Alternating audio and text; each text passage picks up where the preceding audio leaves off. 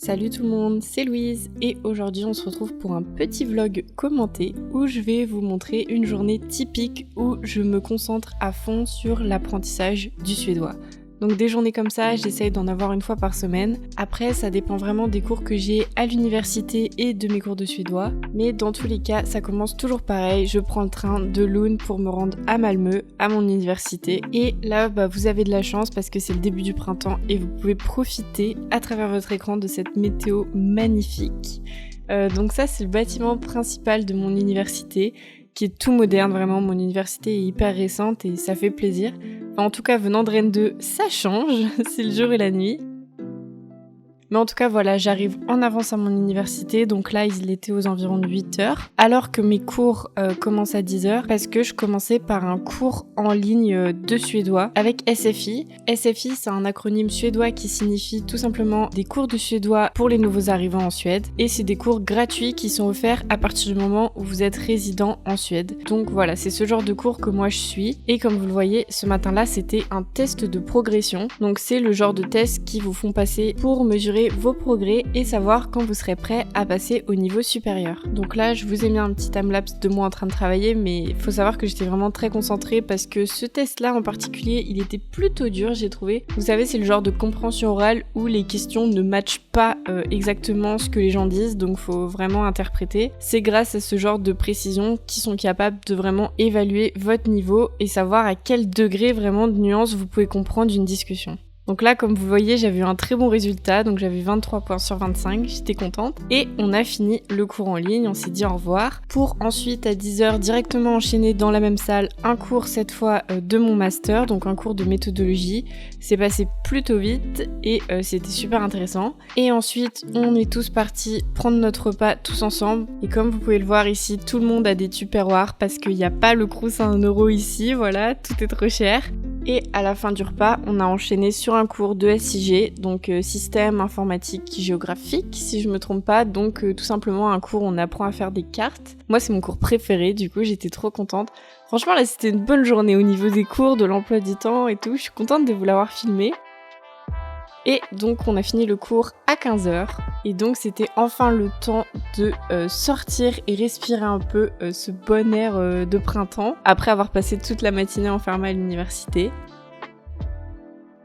Donc, comme à l'aller, je reprends le train cette fois pour Lund parce que j'avais un autre cours de SFI, mais cette fois en présentiel. Donc pour moi, ça se passe à la Folkuniversitetet de Lund. Donc Folkuniversitetet, c'est un peu un centre de formation pour adultes en fait, l'équivalent français, je dirais. Je voulais vous filmer le train rose là parce que je le trouve trop beau, on dirait un train d'anniversaire.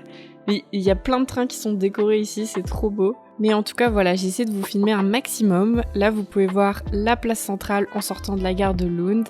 Et franchement, il faisait trop beau cette journée. Donc directement, je reprends mon vélo et je me dépêche d'aller en cours pour pas être en retard. Et donc ça, c'est l'école où j'apprends le suédois. Donc comme vous pouvez le voir, moi je trouve ça très mignon. C'est tout petit, c'est tout moderne et tout. J'aime trop, en tout cas, on s'y sent bien à l'aise. Et c'est parti pour une leçon de suédois. Donc cette fois, le thème, c'était le développement durable. Donc j'ai réussi à cacher un petit peu, à filmer discrètement pour vous donner un aperçu. Mais en gros, on a fait beaucoup de lectures, d'explications de vocabulaire, très peu de grammaire cette fois-ci. Mais ça tombe bien, parce que moi j'aime pas la grammaire. Enfin, c'est peut-être pour ça que je devrais la travailler en fait, parce que j'aime pas ça. Mais moi, mon moment préféré, c'est quand à la fin du cours, on se met en groupe et on fait des jeux de cartes. Vraiment la meilleure pédagogie, la pédagogie suédoise, c'est trop bien. Et directement à la fin du cours, je reprends mon vélo, direction la bibliothèque universitaire de Lund. Alors je voulais vraiment vous la montrer parce qu'elle est trop belle. Regardez-moi ce bâtiment. Vraiment, il y a une ambiance à la Harry Potter qui s'en dégage un peu. J'aime trop aller travailler là-bas. Bon, par contre, c'était un petit peu compliqué de filmer, surtout dans cette salle. Donc c'est la salle silencieuse où j'aime bien aller travailler. Et là, je voulais vous montrer que je travaillais un peu mon vocabulaire en recopiant des mots, etc.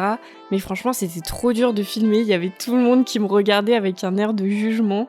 Donc j'ai préféré repartir et vous montrer le reste à la maison. Donc en fait, je suis littéralement allée là-bas pour 30 minutes. mais au moins vous avez eu un bon aperçu de la bibliothèque.